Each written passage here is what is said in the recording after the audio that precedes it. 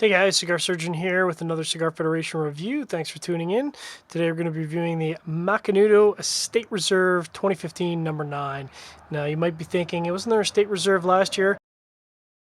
There was in fact an Estate Reserve last year, and this is simply a reblend. So I know a lot of people have strong feelings about limited edition cigars being re-released. This is a reblend. It's repackaging, redesign. Still has that great Jamaica tobacco in it, but a little bit different. So first up, it's using a 10-year aged Connecticut broadleaf wrapper. So you don't see a lot of cigars with a 10-year aged wrapper on it. That's pretty impressive. And it's got a Mexican San Andreas binder. But the magic of this is it's got the Jamaica silver tongue tobacco, which if you check out our PCBR coverage of Macanudo, Gus talks about it being the most expensive filler tobacco in the world, typically $14 to $15 a pound. So quite expensive stuff, and that leads us up to the Msrp, which is about 16 bucks. So given that it uses some very, very expensive filler tobacco, that makes a lot of sense. Today we're going to be reviewing the Robusto, which is a 5x50, and we'll get to that in just a second. So first up, as we always do, and sometimes I forget, going to do a nose here. Getting a lot of spicy cedar, a little bit of fermented tobacco. Not as much as I would expect of a 10-year-old broadleaf wrapper, though.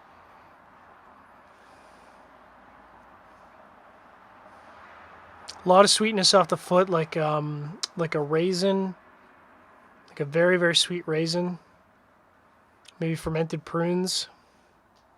So we'll get to toasting and lighting and see what's up with this cigar. So if you didn't have a chance to check it out, we just did a Sharing Our Pairings episode 45, Jamaican Winter, where Rob and I paired the Macanudo Estate Reserve number 9 with some stouts and some porters, and that was a really interesting show for us, both of us having smoked this cigar for the first time. And obviously one of the things I'm looking forward to here is sitting down for the first time and giving this cigar its proper due. But if you haven't checked out the video, you probably want to check that out. It's really interesting if you enjoy pairing. So we'll finish up this toast here and use my trusty V-cutter. It's a solid toast. Managed not to destroy that beautiful wrapper.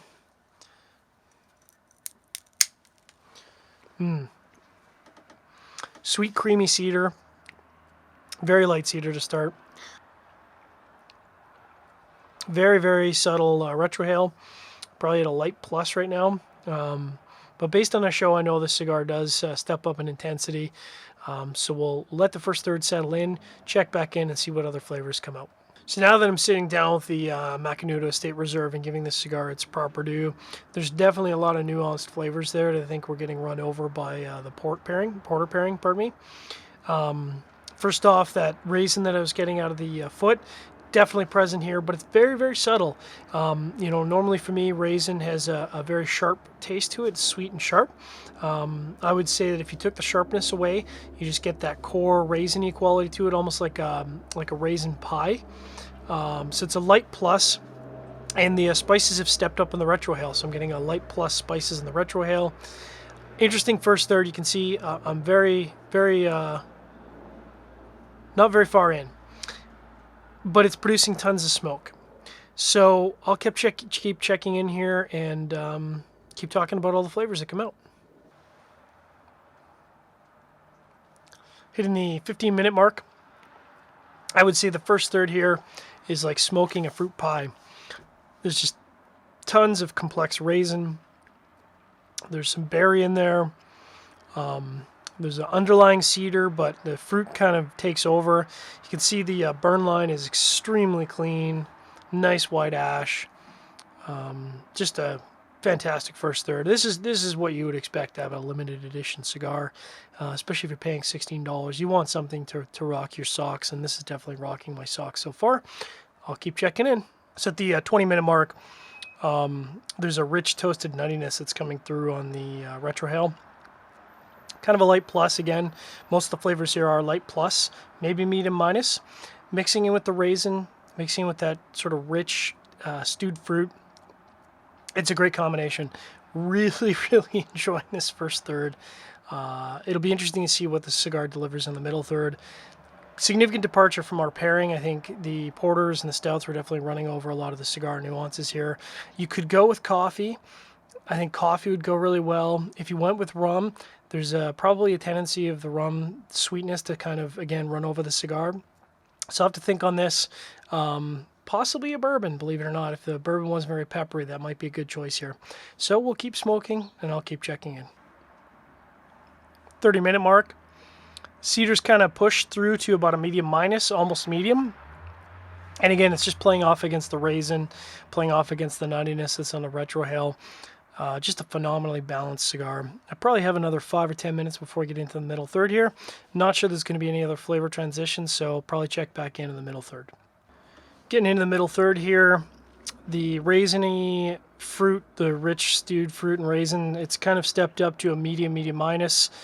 I'd say it's the most dominant flavor going into the middle third. The cedar is there, but it pretty much comes through after the draw, so it's kind of a lingering taste. Retrohale hasn't really evolved very much, so we'll see if there's any other flavors that are going to come out in the middle third here. 50-minute mark. Not a lot of flavor evolution, which is not a bad thing because the middle third is fantastic. It's got that stewed fruit, that raisin going on, a little bit of cedar post-draw, really balanced retrohale. Not a lot of spice there. It's delicious. I'm about halfway through. Looking forward to the last third here. Definitely a different smoking experience than on the pairing show. This is a phenomenal limited edition cigar, and I'm going to look forward to finishing this up. 1 hour mark. Cedar's picked up to medium minus to match that raisin fruit.